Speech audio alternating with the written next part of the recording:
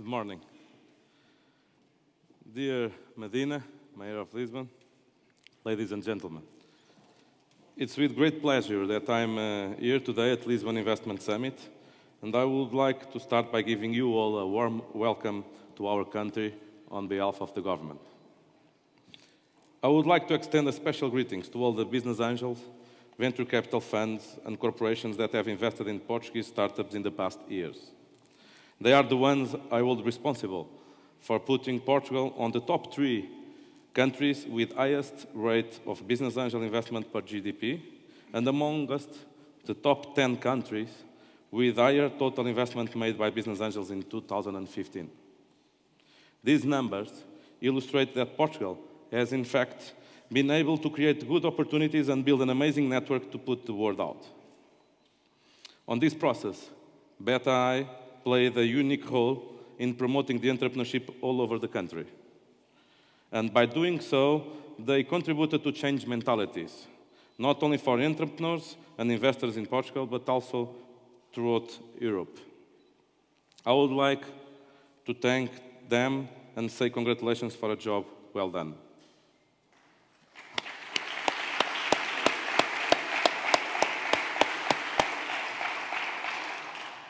The numbers about the investments that are being attracted by Portuguese startups did not go unnoticed in other countries. Every day, I get mails from foreign investors, from acceleration programs, and from foreign entrepreneurs asking me about what's happening in Portugal. I would like to tell you a little bit about what's happening in Portugal. Regarding the topic of startup investments, the real change began in 2009 with a co-investment fund set up by the government. Since then, the number of companies supported by business angels keeps growing, and well as the average amount of investment. The last investment lines that the government created were a success by all standards. In the past few years, business angels invested more money and in more companies than venture capital funds. They were able to help more entrepreneurs, not just by investing in the companies, but also by offering mentoring and know-how in specific industries, and by helping them develop the business, both in domestic and foreign markets. It's thanks to the role of investors that Portugal has today more solid companies, which make our entrepreneurial ecosystem proud and are making it more and more well-known around the globe. These investments have been responsible for creating hundreds of new direct and indirect jobs. In Europe, back in 2011, a survey done by Ernst & Young pointed out that 2/3 of every new jobs were being created by only 10% of the companies. In Portugal, today, companies with less than 5 years are creating more than half of every new jobs. The pace at which new companies are being born in Portugal shows that we already have levels of entrepreneurship above European average. Last month, 3.5 new companies were born for every company that died. We are talking about companies that are being created by a new generation of people. A generation with strong values, such as the permanent search for innovation, a generation that recognizes the importance of design and creativity, that places a great deal of importance in social and environmental responsibility, but above all, a generation with a greater vision and global ambition. This becomes very clear when we realize that 10% of these new companies start to export in their first year of life.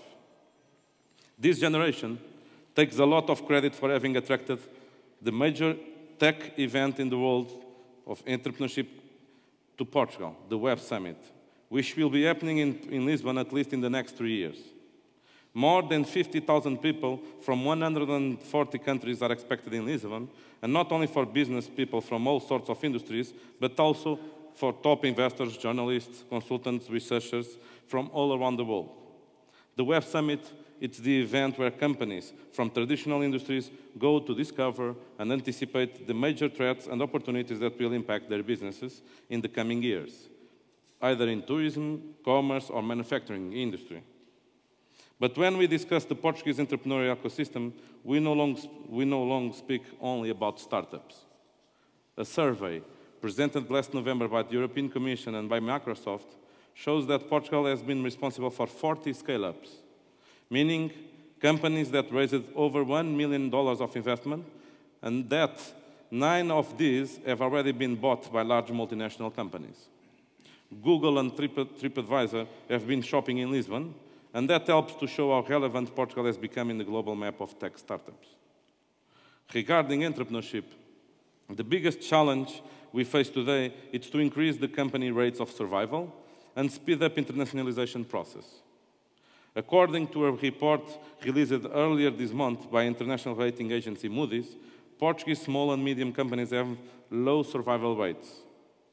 In order to address this challenge, yesterday, the government presented a detailed new national strategy for entrepreneurship called Startup Portugal. This strategy will allow us to support startups in all their stages, from idea to growth, but will also allow us to support investors, business incubators, accelerators, and the entire ecosystem.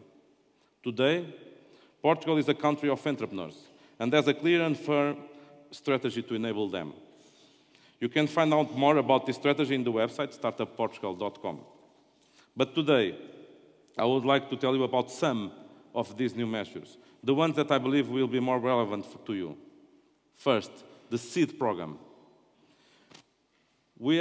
This program will include several tax benefits for those who invest in startups, including the possibility of individuals to deduct their investments on income tax and to get tax benefits on their shareholders' gains after a certain period of investment.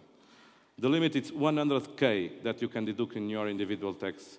This is the same value as the best program today in Europe, that is the SIIX in UK. So we have the same benefits, tax benefits than the SIIX. And this puts Portugal on the leadership of Europe on supporting investors, early-stage investors.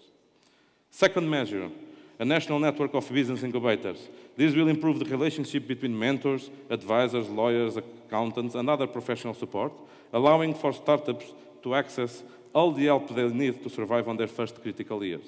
This network will also be in charge of doing the certification process of new business incubators, pushing to raise the standards of quality in service and around the country. We will have incubation vouchers to pay all the expenses for startups in the incubation. We have a startup voucher. It's 700 euros during 1 year so that you can focus on creating your prototype, your beta version. But last, but perhaps most important, we launched 2 co-investment funds for venture capital and business angels amounting to 126 million euros. Also, on the matter of financing startups, we have recently launched a mutual assurance credit line that can go up to 1,200 million euros, and a credit line for reversible capital operations that can go up to 80 million euros.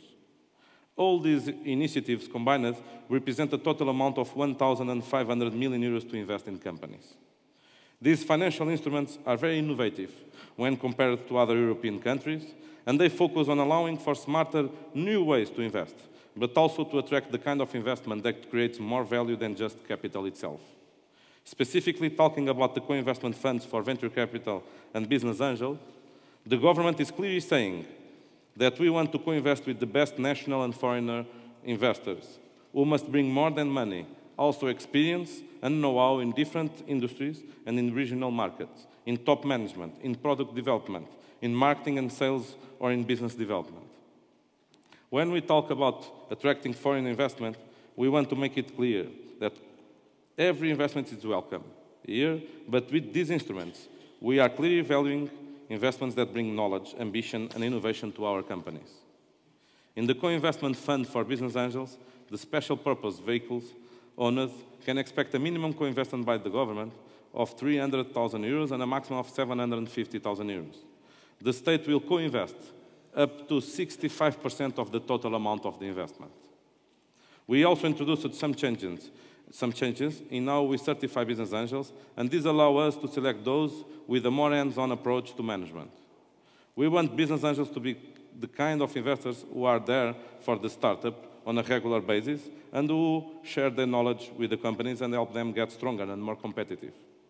This new investment line will also allow for business angels to benefit from 80% of the returns after break-even, leaving 20% for the state.